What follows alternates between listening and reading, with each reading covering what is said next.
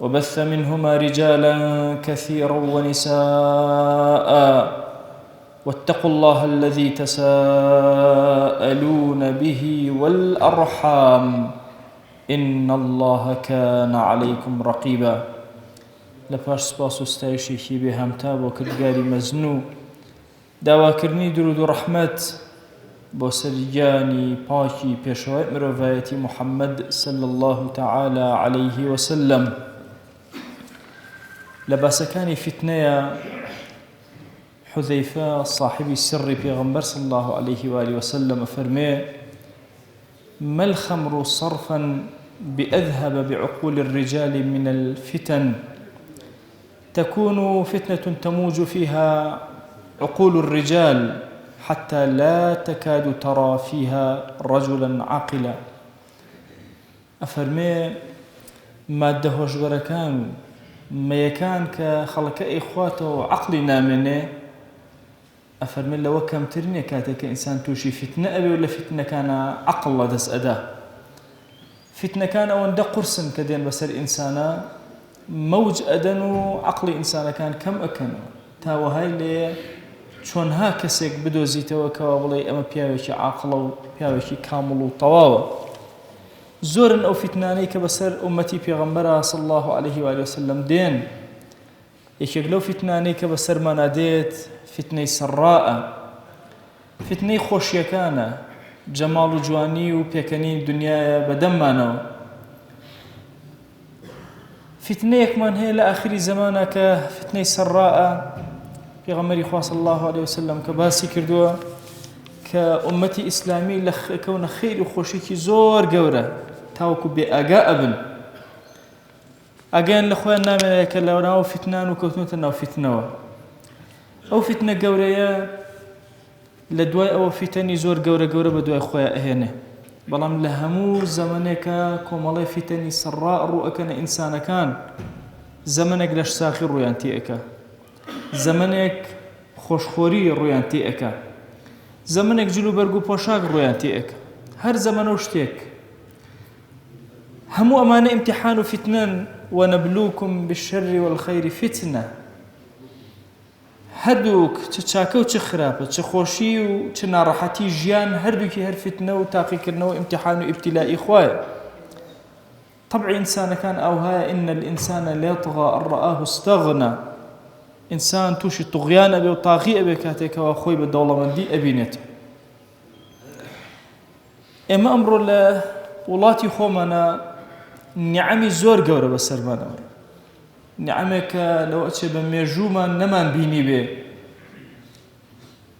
یان حتا لە باو باپیرمان پرسین ئەم شێوازەی نەبینیوە، یا ئەوەی کە خۆمان یادەوەریمان هەیە نەمان بینیوە. هەموو جیهان جەنگ ئەکا لەسەر خۆشگوزەرانی.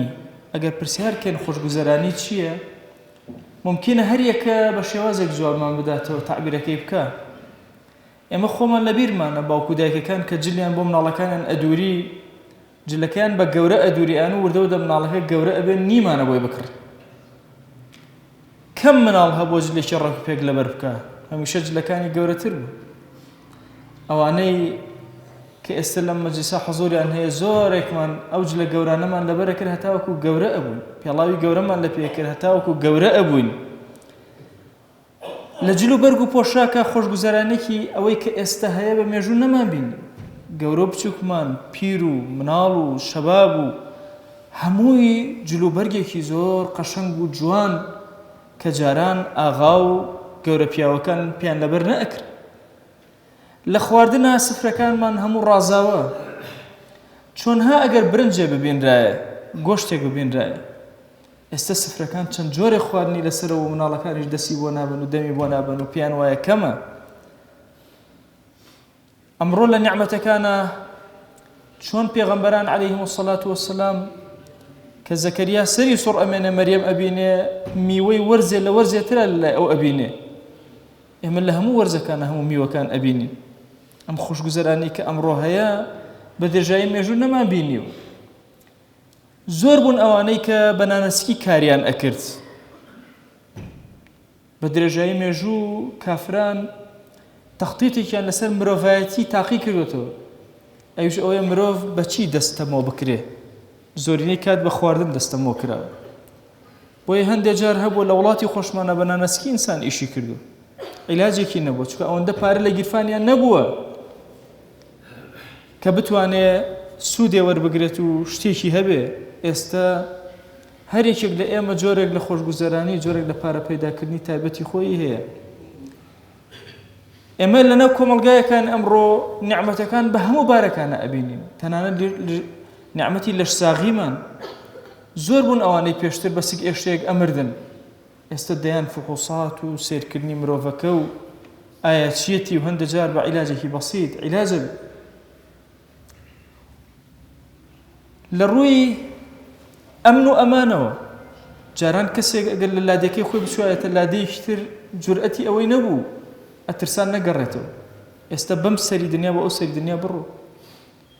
نیعمەتی نزیکبوونەوەی سەرزەوی بەیانی کەسێکمان هەیە ئەچێتە بەغدا و ئێوارە ئەگەڕێتەوە ئەچێتە هەولێر و ئەگەڕێتەوە.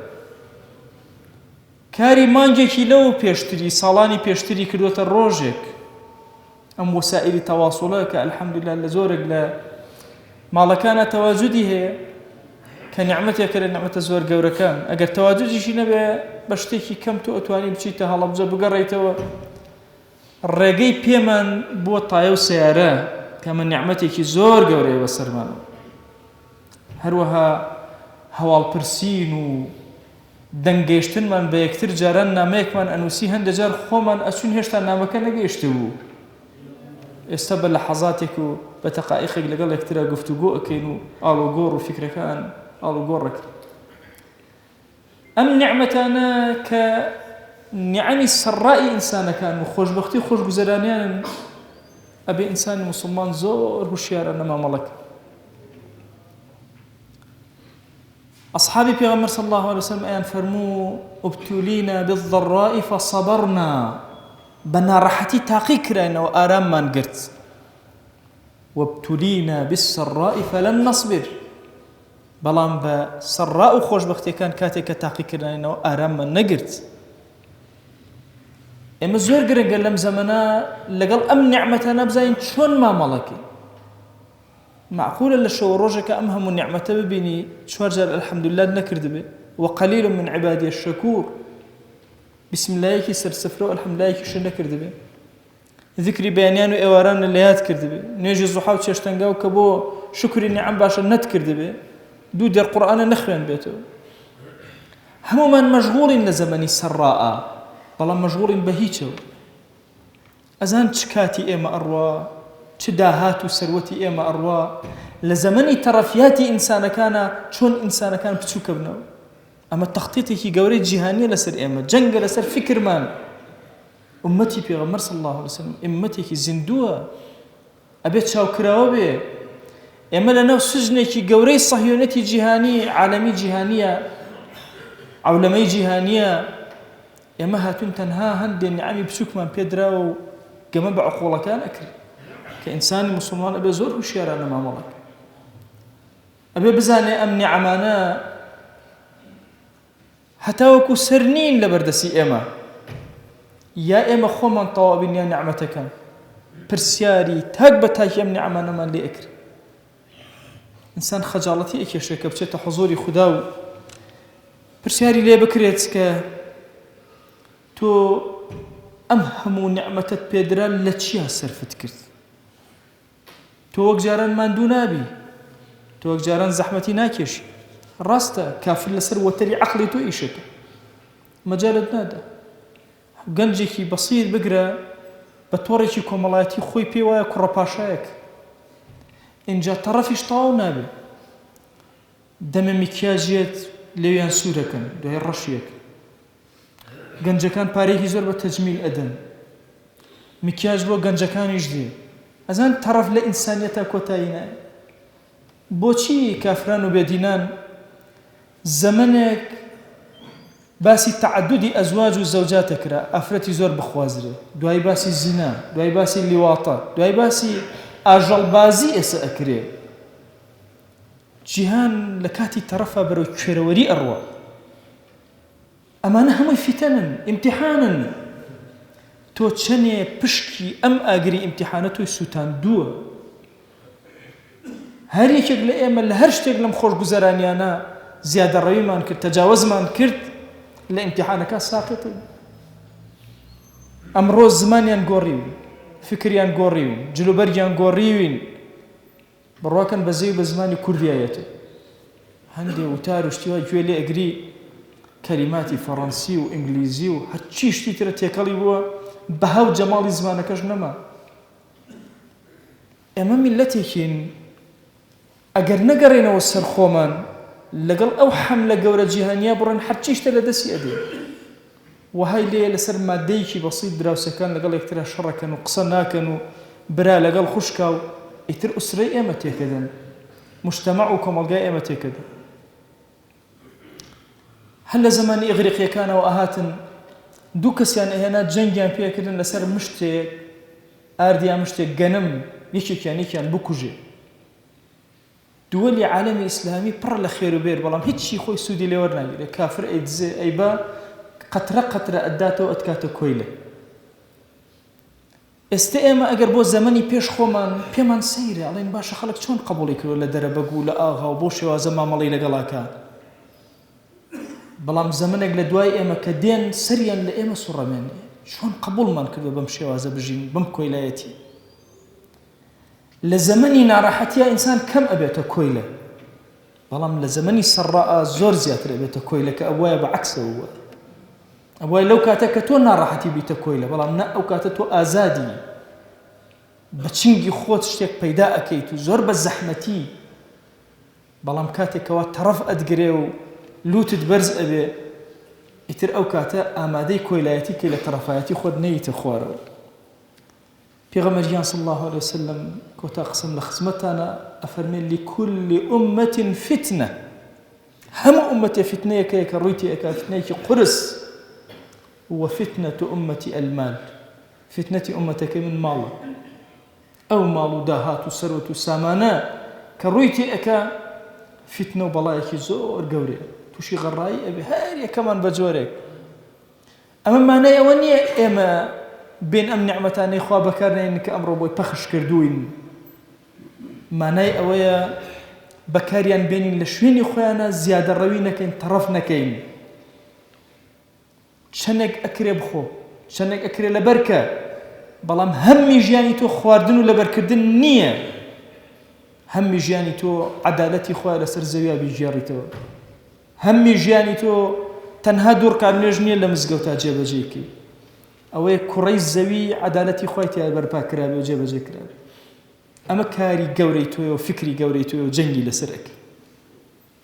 بويا أمتي بيغمر صلى الله عليه وسلم نهر لكردستان لعامة جهان إسلامي إلا كم يكبشيكي نبي لأفريقيا وأنا لفتني سراء يستأجين بلوت برزية وأجين منافسة أكين شون كوشة كان من برسكين شباو بابير من كو أمالو خانواني هبو كسيكي زور ناودارو توانا خانويشي هي ديوخاني هي السهمو مالا كان برر لجوري ميوانو ديوخانو هولو كسيشي تيناتش نميوان الرونا هيتش كويرا وريك تيكوتون خوشمان نازاين شيك.